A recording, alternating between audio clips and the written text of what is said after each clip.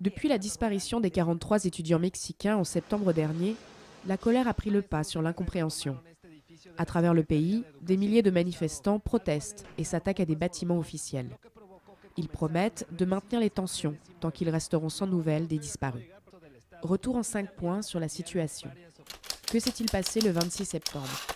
Une centaine d'étudiants de l'école normale d'Ayotzinapa se rendent à Iguala, en bus, pour récolter des fonds et protester contre le maire. Des véhicules de police les prennent alors en chasse. Simplement ellos de sus camionetas nos empezaron a disparar.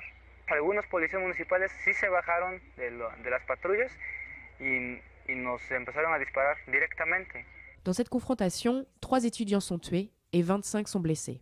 Y después de como unos 10 minutos las patrullas se los empezaron a llevar. No se llevaron a todos juntos.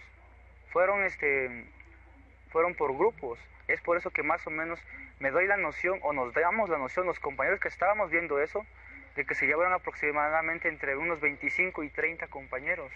En tout, 43 étudiants sont emmenés ce soir-là, dans les véhicules de la police municipale. Plus de 40 jours après, ils sont toujours portés disparus. Qui sont ces 43 étudiants? Âgés de 17 à 21 ans et issus de familles pauvres, ils étaient tous étudiants de l'école normale d'Ayotzinapa pour devenir instituteurs. Le quotidien El País explique que l'université est connue pour être un foyer de contestation politique. L'extrême pauvreté, la violence et la corruption endémique qui sévissent dans l'état du Guerrero forment un terreau idéal pour des générations de jeunes très politisés, soucieux de changer le système. Que leur est-il arrivé? Le vendredi 7 novembre, Jesús Murillo Caram, l'équivalent du ministre de l'Intérieur, explique dans une conférence de presse que 3 membres du gang des Guerreros Unidos, arrêtés après les faits, ont avoué avoir récupéré les étudiants que leur ont remis la police. Ils ont raconté avoir emmené les étudiants dans une décharge. À ce moment-là, 15 d'entre eux étaient déjà morts.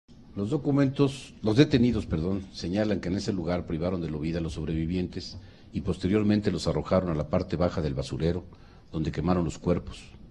Hicieron guardias y relevos para asegurar que el fuego durase horas. Los detenidos declaran que cuando bajan al lugar donde se habían arrojado y quemado los cuerpos, recibieron la orden de quien apodan el terco, de fracturar los restos de los huesos calcinados, para ser depositados en bolsas de basura negras. Según sus declaraciones, estas bolsas fueron vaciadas en el río San Juan. Les autorités ont pu récupérer des restes humains, en affirmant qu'il sera très difficile de les identifier. Cette explication ne suffit pas pour les manifestants et les familles des victimes. Pour illustrer leurs doutes, ils se sont rendus sur les lieux où les corps des étudiants auraient été brûlés. Pues ahora sí hay que hacer público que otra vez han mentido ante los ojos palpables de que pues en primer lugar aquí esto no está resguardado por ninguna autoridad. En otro fundamento que es que aquí pues hay solamente huesos no son de humanos, sino es que son de animales, de ganado bovino. Qui a commandité cette attaque? Selon Jesús Murillo, les soupçons se portent sur le maire d'Iguala, José Luis Abarca, qui a depuis démissionné, et sur sa femme, Maria de Los Angeles Pineda. Le soir du 26 septembre, elle organisait un événement, et par crainte de perturbation, elle aurait ordonné d'attaquer et de faire disparaître les étudiants. Selon une enquête menée par le gouvernement mexicain, les frères et la mère de Maria Los Angeles ont entretenu des liens étroits avec les Guerreros Unidos, et elle serait elle-même en charge des activités du cartel à Iguala. Comment expliquer une telle mobilisation?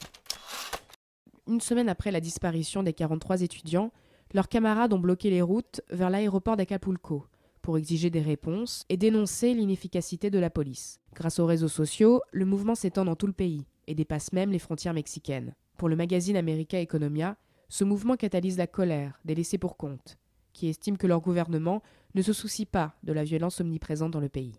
La disparition des 43 étudiants a remis en lumière les liens existants entre les politiques et les cartels et une criminalité qui, en 6 ans, a fait 60 000 victimes et causé la disparition de 20 000 personnes.